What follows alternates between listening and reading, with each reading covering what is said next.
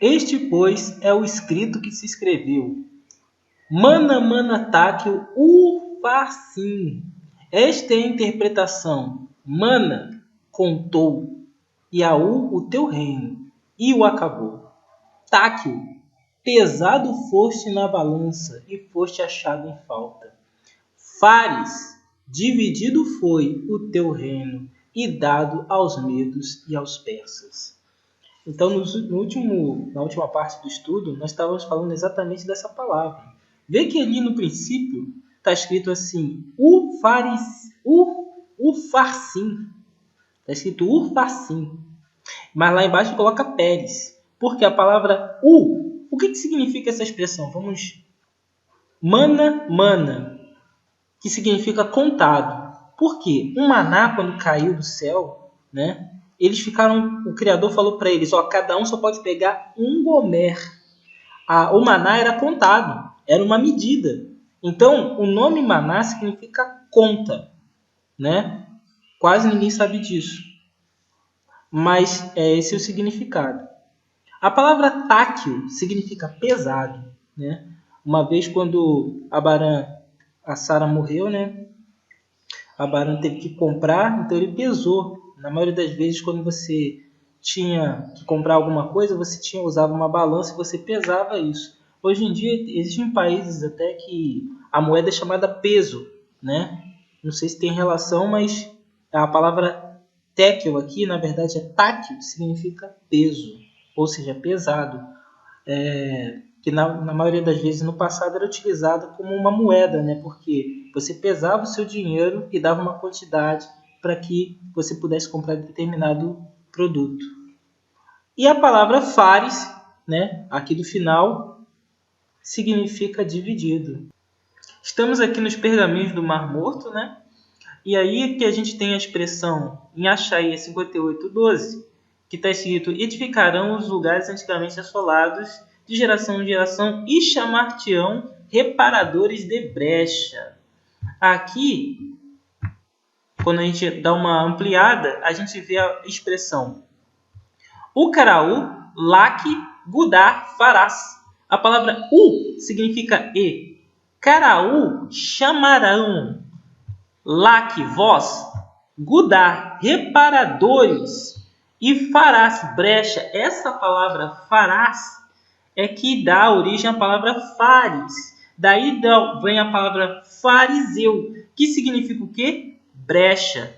Colocado lá erroneamente como Pérez. Não é Pérez, e sim fares. E aqui na expressão farás, que significa a mesma coisa, ou seja, brecha. Daí origina-se a palavra fariseu. Foi, pois, e tomou Gomer, filha de Diblaim, e ela concebeu e deu à luz um filho. E deu-lhe um filho. E disse-lhe: Oiá, põe o nome de Gisrael, porque daqui a pouco visitarei o sangue de Gisrael sobre a casa de Iaú, e farei cessar o reino da casa de Israel. Então, irmãos, o primeiro filho da prostituta, ele colocou o nome de Gisrael. Gisrael, mas será que é esse mesmo nome dele? Vamos ver aqui. Essa é uma tradução Gisrael. Lembra desse nome, Gisrael? Aqui na Bíblia de Jerusalém, como em outras Bíblias também, nós vamos ver essa mesma palavra, só que de uma maneira um pouco diferente. Vamos ampliar. O que a Bíblia fala? Põe o nome de Gisrael. Gisrael. Ora, nós sabemos que quem acompanha o canal, muitas pessoas que estudam essas palavras, sabem que lá no aramaico, no hebraico, não existia J. Então o nome é I, né? Como a gente viu, Gisrael. Mas aqui está Gisrael. Ou seja, na verdade esse nome é Israel, né? Esse é o verdadeiro nome do filho, né, da prostituta, Israel. Mas por que essa prostituta teve um filho e pôs o nome desse filho como Israel. Quando nós dividimos o nome de Israel, fica o quê? Is, que aponta para que deusa? Ísis era uma deusa da mitologia egípcia. Segundo a lenda, Ísis ajudou a procurar o corpo de Osíris, que tinha sido despedaçado por seu irmão Sete. Ísis, a deusa do amor e da mágica, tornou-se a deusa mãe do Egito. Veja, Ísis. E o que ela carrega na mão, né? Aqui nós temos a sequência do nome Is-Ra. Ra ou Ré é a principal divindade da mitologia egípcia. Ra é um deus com cabeça de falcão, conhecido como deus do sol, pela importância da luz na produção dos alimentos. A gente sabe que na mitologia grega tem o Apolo, que é o deus sol, né? Então, esses deuses, eles têm a essência deles é uma, mas eles têm várias formas em várias culturas. No caso desse aqui, desde o Egito, é o Ra. A cruz que ambos os deuses seguram é um símbolo pagão. Enki, também conhecida como cruz de Ansata, era na escritura hieróglifa egípcia o símbolo da vida, conhecido como símbolo da vida eterna. Os egípcios a usavam para indicar a vida após a morte. Então, irmão, a gente vê que o símbolo da cruz, hoje conhecido pelos cristãos, né, como um símbolo de vida após a morte, já era conhecido na mitologia egípcia há muito tempo atrás, né? E até mesmo Thor, ele utilizava um martelo. Quando houve a miscigenação do povo que era cristão com o povo também da Escandinávia, né, que eram os vikings, muitos vikings tentavam vender seus artigos e falavam assim, o que é isso? Isso aqui é cruz, esse daqui é o martelo de Thor. Aí eles falavam, não queremos comprar essa coisa pagã, não. Aí depois eles viam outro papo, né? Não, o que é isso aí? Isso aqui é a cruz de Cristo. Então eles compravam. Sabemos que essa miscigenação também veio pelos gregos, pelos romanos, quando Constantino, né, ele assumiu a sua mãe Helena, ela teve um sonho da verdadeira cruz, né? Então aí se chamou Vera Cruz, que particularmente é bastante curioso, porque a terra de Vera Cruz, ou seja, a palavra Vera significa verdadeira, né? E Cruz é um dos primeiros nomes do Brasil, terra de Vera Cruz. Mas aí daí vem por que os cristãos hoje usam uma cruz, né? Tá mostrado aí bem claramente que na verdade Salvador morreu num madeiro, não numa cruz. E aqui vem o último nome, que é o El, né? Que é o nome Deus em hebraico. Mas quem era El, na verdade? O nome de uma divindade babilônica que era pai de Baal. Se Baal era um deus pagão, imagina o pai dele, né? El, Deus Pai. Por que eu estava falando sobre essa prostituição? Você vê que todos esses deuses são deuses pagãos. E você tem todos esses três deuses dentro do nome de Israel. E é esse o primeiro nome da prostituta, porque eles se prostituíram tanto materialmente, lá atrás você vê que Judá se prostituiu, mas também, principalmente celestialmente, porque os deuses, eles já pegaram esses deuses lá do Egito, porque eles ficaram muito tempo escravos do Egito, eles nunca se esqueceram das panelas do Egito.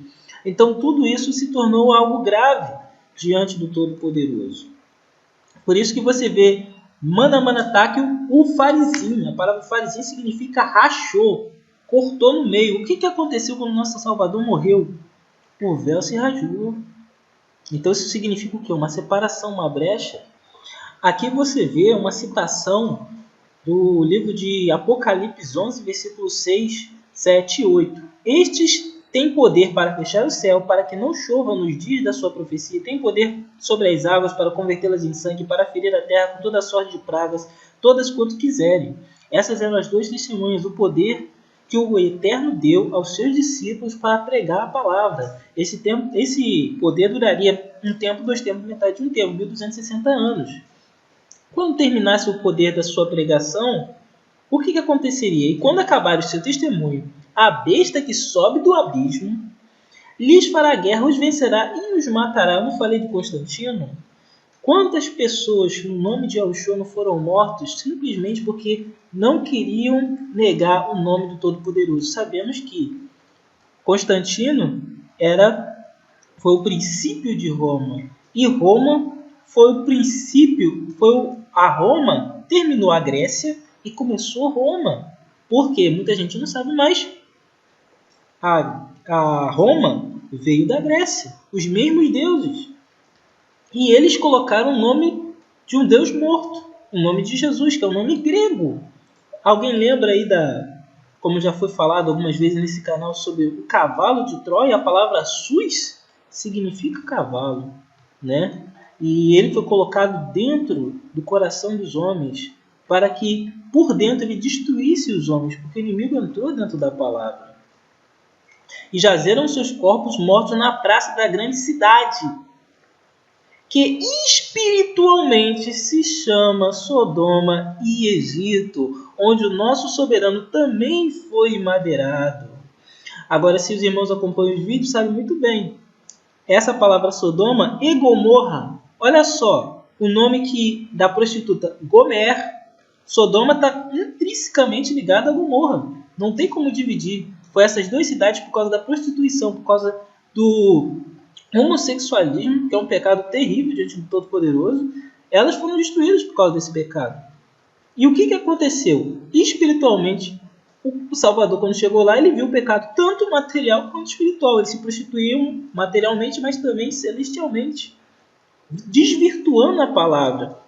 E o Egito, olha só, como nós estamos falando, o nome Israel, o primeiro nome do filho da prostituta era chamado Israel, que são 2 deuses pagãos do Egito e um da Babilônia, que é da Babilônia, se não me engano, né? Onde o nosso soberano também foi emadeirado, não crucificado. A cruz, sim, a cruz vem de Constantino, e vamos ver um vídeo falando sobre isso, e eu vou deixar o link do vídeo na descrição. E os não cristãos, por isso que era um concílio ecumênico. Como sumo pontífice, ele velou pela adoração pagã e protegeu os seus direitos. E a enciclopédia Hídria observa: Constantino nunca se tornou cristão. E no dia anterior à sua morte, ele fez um sacrifício a Zeus, e até o último dia ele usou o título pagão de Pontífice Máximos, que é um título pagão. Então, Constantino, até o dia de sua morte, ele não havia sido batizado, ele não participou de qualquer ato litúrgico cristão.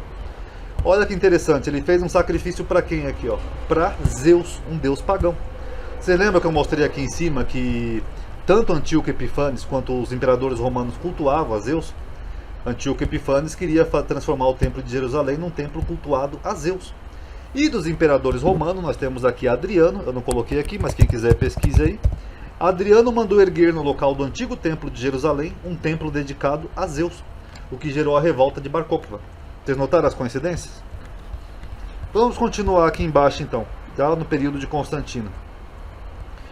O Constantino influenciou em grande parte na inclusão da igreja cristã de dogmas baseados em tradições. Uma das mais conhecidas foi o Édito de Constantino, promulgado em 321, que determinou oficialmente o domingo como dia de repouso, que era o dia de Mitra, o dia do Sol Invictus. Que nem eu falei, se no concílio de Nicéia, nos primeiros concílios, só tinham cristãos, como a história tradicional defende, por que Constantino não oficializou o sábado então, mas o domingo como dia de repouso, que era justamente o dia de Mitra, o dia do Sol Invicto, de todos aqueles messias solares? Então fica estranho. Ele fixou o calendário de festas, olha que interessante, né? Ele mudou os tempos e a lei. Não é o que dizia ali nas profecias de Daniel, só notando aqui uma similaridade, que Daniel falou que esse reino diferente, ou chifre pequeno, ou aquele que viria, ele tentaria mudar os tempos e a lei? Deixa eu ver se eu acho aqui que eu coloquei. Ó. Ah não, acho que eu coloquei mais pra frente. Enfim, depois vocês vejam aí na Bíblia de vocês. Não coloquei aqui, acho que eu coloquei mais pra frente. E Constantino mudou os tempos e a lei. Ele determinou o domingo como dia de culto e ele mudou todos os calendários de festas religiosas. Inclusive foi a partir daí que foram algumas datas cristãs foram definidas, como a Páscoa. Inclusive a Páscoa, para quem não sabe, ela tem o mesmo ritual da deusa Eóstria, uma deusa pagã, que tinha coelhos, de ovo de Páscoa, essas coisas, etc. e tal. Então o domingo foi escolhido. Em latim, Dominicius, significa dia do Senhor.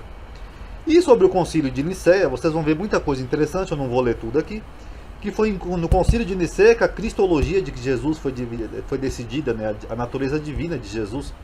Tem um conflito lá de Ária, Atanásio, de outros bispos. E aí você vê que ali foi oficialmente Jesus se transformou no Deus, na segunda pessoa da Trindade.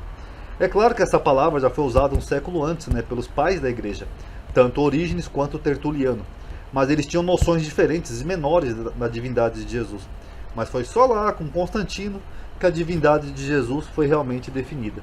E aí o Papa Damaso, logo após terem acabado os concílios, ele pediu que Jerônimo fizesse uma tradução da Bíblia, uma Bíblia só que seria a base, né, a ser usada por toda a igreja pelos séculos seguintes. E ele elaborou então a Vulgata Latina, que foi a versão oficial da igreja durante muito tempo. E eu acho que eu nunca falei disso, né, sobre a visão de Constantino. Então, mais um avisinho rápido. Constantino I, ou Constantino o Grande, ele entrou para a história romana, né, como o primeiro imperador romano a se converter ao cristianismo. É isso que a maioria conhece, né, e sabe.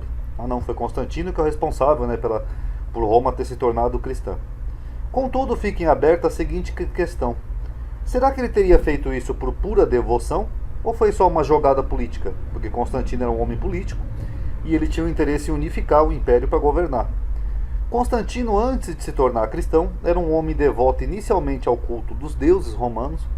Ele próprio se comparava como sendo descendente do herói Heracles, que é Hércules. Posteriormente, em suas campanhas militares no Oriente, tivera contato com o culto do deus Sol Invictus, que era o culto ligado a Mitra, né, o mitraísmo, e era muito popular em Roma, inclusive o mitraísmo, para quem não sabe. E contudo, a sua aparente devoção ao deus dos cristãos só viria no ano de 312, quando ele estava prestes a travar uma dura batalha contra o imperador Maxêncio. Nesta época, o Império Romano estava dividido em porção ocidental e oriental. Assim, havia um governo com 2 imperadores e 2 Césares, né, e seus sucessores. E no final eram 4 líderes que comandavam o império, algo que não se mostrou tão viável assim. O projeto de uma tetrarquia havia sido concebido poucos anos antes pelo imperador Diocleciano, o qual havia governado de 284 a 305. Oficialmente Galério era o imperador do Ocidente, mas tivera que disputar o seu poder com Constantino. Aí em 311 Galério morreu e Constantino assumiu o cargo de imperador. Contudo, Maxêncio ainda não aceitava como novo monarca. Mas no ano de 312, na noite anterior à batalha da ponte Milvio contra as forças de Maxêncio, Constantino ele tivera um sonho, mas aqui é uma versão, tá? No qual aparecia uma cruz. E nesta cruz estava gravada a seguinte frase: In hoc signo vinci, sobre esses signos vencerá, ou sobre esse símbolo, né, vencerá. Com isso, antes da batalha começar, Constantino ordenou que seus soldados pintassem o tal símbolo cristão, o lábaro em seus escudos, e de uma certa forma, isso acabou lhe trazendo sorte. E eles venceram a batalha. Já outras versões dizem que não foi um sonho que ele teve, mas uma visão, assim, uma visão acordada. Constantino, andando pelo acampamento, teria visto uma cruz no céu. Alguns historiadores sugerem que ele teria visto um meteoro, uma estrela cadente, e considerado como um presságio divino. Então, dando uma resumida, foi mais ou menos essa a visão de Constantino. Ele viu, ou sonhou, ou viu um meteoro, alguma coisa parecida, e ele atribuiu a algo divino, como se Jesus tivesse aparecido para ele, e dito essa frase aqui, ó, sobre este signo vencerá. Então, essa é a visão de Constantino. E quais são os problemas? Depois dessa vitória, Constantino mostrou interesses em se converter ao cristianismo. Vendo desse ponto, pode-se dizer que foi um ato de devoção, o qual viria a se reafirmar, ia se fortificar quando em 313, Constantino, justamente com Licínio, o novo imperador do Oriente, assinaram o Édito de Milão, no qual proibia-se a perseguição aos cristãos e legaliza o culto do cristianismo pelo novo império. Contudo, tanto Licínio como outros membros da elite romana ainda não se mantiveram ligados a antigas tradições e não enxergaram com bons olhos tal lei. Então esse aqui é o cristograma, ele é formado pela letra Qui e Rho. São as primeiras duas letras da palavra grega Cristo. É usado até hoje como um símbolo. Aqui, ó, você pode ver aqui uma imagem de uma igreja católica. Você vê aqui, ó, o X e o P, é o Ki e o Rho. É chamado de cristograma. Só que o cristograma, formado pela letra Ki e Rho, ele já havia antes de Cristo. O símbolo de Cri-Rho também foi usado por pagãos gregos escribas para marcar na margem uma passagem particularmente valiosa ou relevante. Por exemplo, essa imagem aqui são algumas moedas de Ptolomeu III, Eurgetes, que é do ano 246 a 222 a.C. Também foi marcada aqui, ó, com Ki-Rho. Nem você pode ver aqui, ó, a letra X e a letra P, de 2 séculos antes de Cristo. Então como é que fica? Então se Constantino teve realmente uma visão divina e Jesus realmente apareceu para ele, como é ensinado, dando esse símbolo, é estranho que Jesus tenha usado um símbolo que era usado por pagãos já uns 2 séculos antes de Cristo. Aí fica uma pergunta, será que foi realmente uma visão? Será que foi realmente Jesus que apareceu para Constantino? Então, cada um tirei suas conclusões. E Jesus, segundo os evangelhos, havia dito que se alguém dissesse que ele lhe apareceu, era para não acreditar. Olha o que Jesus falou aqui em Mateus 24. Ó. E se alguém vos disser, eis que o Cristo está aqui ou ali, não lhes dei crédito. Ou seja, não acredita. Ah, eu vi Cristo ali no meio da batalha na ponte Missílvia, ali na batalha de Maxêncio. Não dei crédito. Não foi o que Jesus falou? Portanto, surgirão falsos cristos, falsos profetas, e farão o quê? Grandes sinais. Ou seja, grandes sinais e prodígios que, se possível forem, enganaria até os escolhidos. Ou seja, sinais falsos. Eis que eu vou-lo tenho predito. Portanto, se vos dissereis, o Cristo está no deserto, como lá na passagem de Paulo, não saiais. Eis, ele está no interior da casa, não acrediteis. Eis, ele apareceu numa ponte durante a batalha com Maxêncio, não dê crédito. Resumindo, não foi mais ou menos isso que Jesus falou? Agora vamos ver um vídeo falando sobre a história da verdadeira cruz de Helena. A história da Vera Cruz, sobre a relíquia da Vera Cruz, a cruz de Cristo. Ela foi encontrada por Santa Helena, mãe do imperador Constantino, que aos seus 80 anos foi peregrinar em Jerusalém após o Edito de Milão conceder liberdade de culto aos cristãos. Chegando em Jerusalém, havia em cima do Santo Sepulcro um templo dedicado a Vênus. Que coisa irônica! Santa Helena e Constantino demandaram a destruição do templo e a escavação do local a fim de investigar o sepulcro santo. Lá foi encontrado o sepulcro onde Jesus foi sepultado e também 3 cruzes romanas. Como descobrir a verdadeira? Santa Helena levou os doentes até o lugar e colocou-os para passar a mão em cada uma das cruzes e verificar se eles ficavam curados. Quando todos tocaram numa cruz e ficaram curados, tomou-se ciência de que aquela era a verdadeira. E por que isso é muito curioso?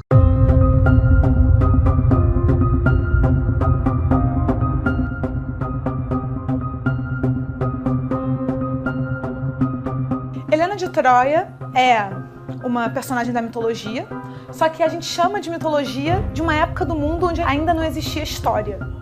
Então, existe um certo conflito se ela foi de fato uma rainha da história ou se ela foi apenas uma personagem de Homero, da Ilíada de Homero, mas ela é essa figura que no corpo dela e nas ações dela, ela evoca muito poder, não só o poder que vem pela beleza, mas um certo poder político. E aí, na mitologia, se conta que ela era filha de Zeus. E a enciclopédia Hídria observa, Constantino nunca se tornou cristão.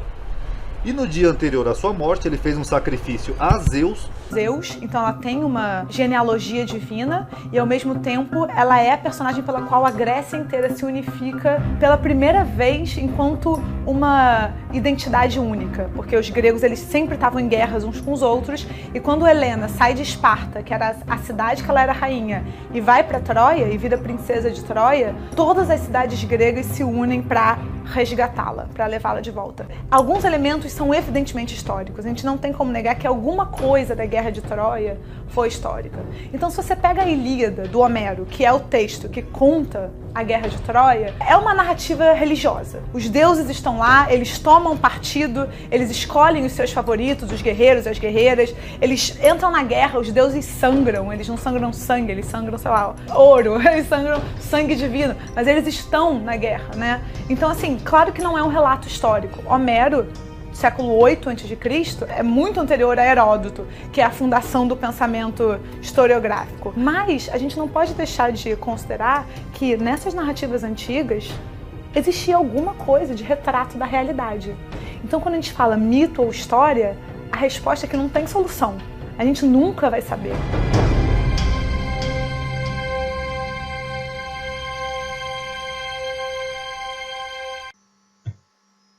Entendem, meus irmãos, como a história se mistura com o mito e o mito se mistura com a realidade? Quando a gente vê a própria mulher falando que na época que foi contada essa história de Helena de Troia, eles não tinham uma história pavimentada, uma história que era realmente história. Os mitos se misturavam com a realidade. E quando a gente vê a mãe de Constantino indo para um local e vendo 3 cruzes, e uma dessas cruzes eles chamam de a Cruz de Vera, a Vera Cruz, ou a verdadeira cruz, e a gente vê que esse nome ele inspirou o primeiro nome da nossa terra, a terra do Brasil, até porque quando o Brasil foi... eles dizem que foi descoberto, a gente sabe que isso não é verdade, que o Brasil já era uma terra que já era conhecida, mas eles decidem batizar essa terra como Terra de Vera Cruz, em alusão à mãe de Constantino, né, que ela fez essa peregrinação com 80 anos.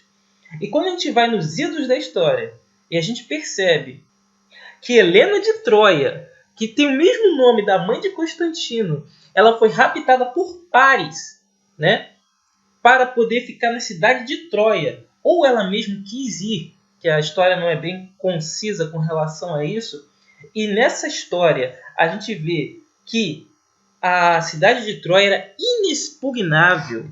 A única maneira que os gregos conseguem vencer é colocando um cavalo, cujo a palavra sus, no final da palavra Jesus, significa cavalo, dentro daquela grande cidade chamada Troia. E só a partir daquele cavalo, de dentro para fora, que eles conseguem vencer. E tudo isso, toda essa mítica, toda essa história, o nome central que se vê é o nome de Helena. E por que eu estou falando isso, meus irmãos? Porque é uma coisa muito fantástica, porque o nome helenização significa transformar uma cultura em helênica. Esse nome significa o quê? Quando você heleniza alguma coisa, é como se você estivesse dizendo, vamos tornar aquilo grego. E não é à toa que os deuses romanos são todos deuses gregos, com nomes romanos, com nomes latinos. Mas os gregos e os romanos têm os mesmos deuses. Ou seja, os romanos foram helenizados. E quando a gente fala sobre essa cruz de Cristo, na verdade, ela realmente é uma cruz de Cristo. Porque o nosso Salvador não morreu numa cruz, ele morreu num madeiro. O nosso Salvador não era chamado Cristo, o nosso Salvador era chamado Machia. Esse é o nome original. Essa é a verdade. Então, os irmãos podem tirar por A mais B as suas próprias conclusões. Mas o importante é que nós busquemos a verdade acima de todas as coisas. Porque conhecereis a verdade e a verdade vos libertará. Então a gente pode ver várias vezes na palavra o nome madeiro, que ele foi emadeirado, que ele foi morto no madeiro. Então a cruz é um símbolo pagão. E meus irmãos já até viram isso. Então a gente entende por aí que o Salvador, ele foi morto também. Ora, se o Salvador foi morto em Israel, como é que está falando que ele foi morto no Sodoma e Egito? Exatamente por causa da prostituição de Sodoma e também da prostituição do Egito, com os deuses e com a vontade de comer carne, como os irmãos têm visto, né? Esse desejo desenfreado dos homens, que eles querem fazer o que querem e não querem ouvir o Todo-Poderoso, não querem ouvir as leis do Todo-Poderoso. É por isso que está escrita essa passagem. E naquele dia quebrarei o arco de Iaú no vale de Jezreel. Ou seja, o arco aponta o quê? A aliança. Ele quebraria a aliança com aquele povo. Porque ele falou, se tu guardares os meus mandamentos, fizerem a minha vontade, os seus inimigos sairão por uma porta e vocês entrarão por ela. Porém, se vocês não fizerem a minha vontade, eu vou entrar, os seus inimigos entrarão por uma porta e vocês é que sairão pela porta. E o que aconteceu quando Salvador foi morto? O véu se rasgou. Olha a quebra da aliança aí. O general Tito entrou na cidade e expulsou. Foi o nome da chamada diáspora, né? O povo de Israel foi expulso da sua terra. Por quê? Porque quando ele estava no madeiro, falaram assim: vós sacrificareis o vosso rei? E o que o povo respondeu? O nosso rei é César. Né? Então eles negaram o Todo-Poderoso, por isso, infelizmente, eles foram expulsos da terra, né? Que até aquele momento pertencia a eles. Mas essa é uma passagem muito mais profunda, porque ele falou: visitarei o sangue de Israel. O sangue de Israel. Mas que sangue é esse? Da onde vem essa profecia? É o que nós vamos estudar agora, se o Criador assim nos permitir.